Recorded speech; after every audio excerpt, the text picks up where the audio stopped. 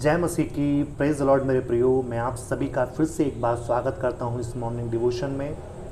चलिए प्रियो, देखते हैं आज परमेश्वर हमसे क्या बात करना चाहता है। निकालेंगे मेरे साथ मत्ती का अध्याय 20 और वचन 29 से 34 पढ़ेंगे, जहां पर इस प्रकार से लिखा है।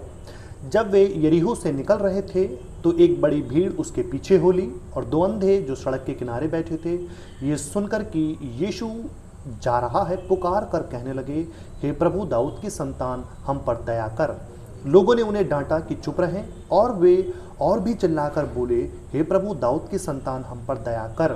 तब यीशु ने खड़े होकर उन्हें बुलाया और कहा, तुम क्या चाहते हो कि मैं तुम्हारे लिए करूं?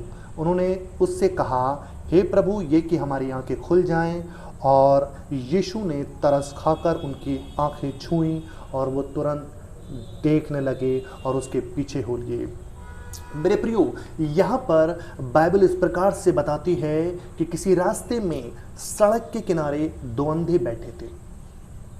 ये अंधे सड़क के किनारे क्यों बैठे थे, क्या कर रहे थे सड़क के किनारे? क्योंकि ये अंधे सड़क के किनारे बैठकर भीख मांग रहे थे लोगों से, इसलिए सड़क के किनारे बैठे थे। और जब उन्होंने इस बात को सुना कि यीशु मसीह इस रास्ते से, जिस सड़क के किनारे वो बैठे हैं, उसी सड़क से यीशु जाने वाला है, तो वो पुकारने लगे। यहां ऐसा नहीं लिखा है कि उन्होंने आवाज दी, ऐसा नहीं लिखा है। यहां लिखा है कि पुकारने लगे। मेरे प्रियो, पुकार कब होती है? जब एक दर्द होता है, एक टूटापन होता है। और इन्होंने एक दर्द और टूटेपन के साथ यीशु को पुकारा, आवाज दी थी, पुकारा। क्यों पुकार रहे हैं यीशु को? क्या उन्हें यीशु से भीख चाहिए? नहीं, वो जानते थे कि भीख तो उन्हें बहुत सारे लोगों ने दी है, लेकिन चंगाई किसी ने उन्हें नहीं दी है। चंगाई देने वाला केवल यीशु मसीह है, जो आज इस रास्ते से गुजर रहा है। और इसलिए वो यीशु को पुकार रहे हैं। और वो जानते हैं कि केवल और केवल चंगाई यीशु ही दे सकता है। वो यीशु से भीख मांगने के लिए नहीं पुकार रहे थे, चंगाई पाने के लिए पुकार रहे थे। मेरे प्रिय, बाइबल ऐसा बताती है कि जब वो अंधे यीशु को पुकार रहे थे, तो यीशु के पीछे जो भीड़ थी और शिष्य यीशु के चल रहे थे, उन्होंने इन अंधों को डांटा। जब वो यीशु को पुकार रहे थे तो भीड़ और चेले जो यीशु के थे वो इन्हें डांटने लगे, चुप रहो। और ऐसा लिखा है कि जब उन्हें डांट रहे थे, चुप करा रहे थे, तो वो अंधे पहले तो पुकार रहे थे, अब और चिल्लाने लगे। Wow, that's amazing. ये मुझे बहुत प्यारा लगा। पहले वो पुकार रहे हैं, लेकिन जब लोग डांट रहे हैं तो वो और चिल्ला रहे हैं। मुझे बहुत आश्चर्य में डाला इस बात ने, है ना? और क्या चिल्ला रहे थे? हम पर दया कर, हमें भीख मत दे। वो भीख नहीं मांग रहे थे, वो यीशु से दया मांग रहे थे। बहुत सुंदर बात है। मेरे प्रियो, कई बार हमारे जीवन में विपरीत हालात होते हैं, तकलीफें होती हैं, बीमारियां होती हैं, संकट होते हैं, सताव होते हैं, क्लेश होते हैं, पैसों की तंगी होती है, बेरोजगारी होती है, पारिवारिक समस्या होती है, भावनात्मक समस्या होती है, जो मुझे और आपको कई बार दबाने की कोशिश करती है, चुप कराती है, दबाती है। वो अंधों को जितना डांटा गया, वो उतना और चिल्लाए। मेरे प्रियो, आज मैं आपको बता देना चाहता हूं, अगर ऐसा समय आपके लाइफ में आया है, तकलीफ वाला, जो दबा रहा है, आप अकेले पड़ रहे हो, आप तनाव में हो सकते हो, आप अकेलापन महसूस कर रहे हो, और आप इन समस्याओं से गुजर रहे हो, तो आपको क्या करना है? चिल्लाना है। कैसे? अपनी प्रार्थना की आदत को बढ़ा दीजिए।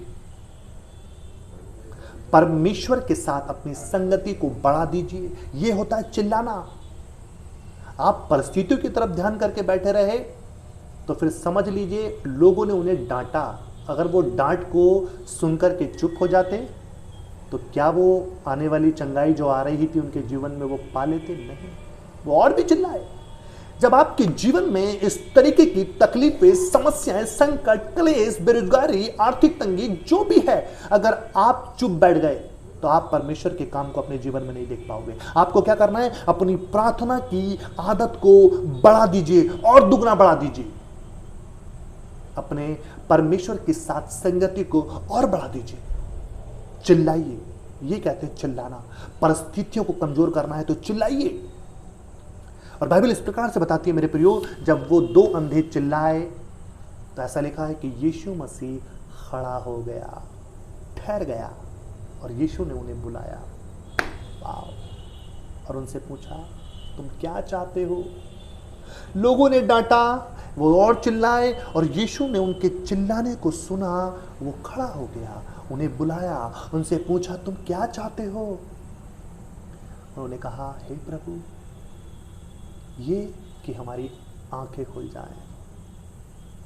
और ऐसा लिखा है कि यीशु ने तरस खाकर उनकी आंखों को छुआ और उनकी आंखें खुल गईं। उन्होंने प्रार्थना में क्या मांगा था? दया कर। यीशु ने उनकी आंखें कैसी खोली? तरस खाकर। तरस का मतलब दया। वाह! प्रार्थना का उत्तर कैसे मिला? जैसे मांगा गया था वैसे ही उत्तर मिला, पर चिल्लाने पर। याद रखिए, चिल्लाने पर। अंत में मेरे प्रियो, मैं आपको एक सत्य बताकर समाप्त करूंगा। आपकी प्रार्थना में जब आप चिल्ला के मांगोगे, यानी अपनी प्रार्थना की ताकत को, आदत को बढ़ा देते हो, ऐसी परिस्थितियों में आपकी प्रार्थना में वो ताकत है कि यीशु मसीह अपने सिंहासन से खड़ा हो सकता है। इस सत्य को जान लीजिए। लेकिन क्या आप इन दो अंधों की तरह पुकार रहे हो, चिल्ला रहे हो? और उस समय में आपको जो जरूरत है, क्या यीशु के पास बार बार लेके जा रहे हो? और यदि हाँ, तो आप परमेश्वर के उत्तर को वैसा ही पाओगे जैसा आप मांग रहे हो। सुंदर बात है मेरे प्रिय, है ना? और आपका परमेश्वर भी आपके उत्तर देने के लिए तैयार है। आपको क्या करना है? प्रार्थना मत करना है, आदत को बढ़ा दीजिए। आप वो अंधे चुप नहीं हुए, पहले पुकार रहे थे, जब डांटा गया तो चिल्लाए। राइट? कई बार आप सिर्फ साधारण सी प्रार्थना करते हो, आप देखते हो कि अरे तकलीफ और बढ़ रही है, आप डर के बैठो मत, हार मान के पीछे मत जाओ। आप अपनी प्रार्थना की आदत को बढ़ाओ, चिल्लाओ, और देखिए परमेश्वर आपके जीवन में बड़े छुटकारे को करने वाला है, बड़ी आशीष को लेकर आएगा। आप अपने जीवन में वो काम देखोगे जो आप उस समय में चाहते हो। प्रभु आपको आशीष दे इस वचन के द्वारा। आमेन। God bless you.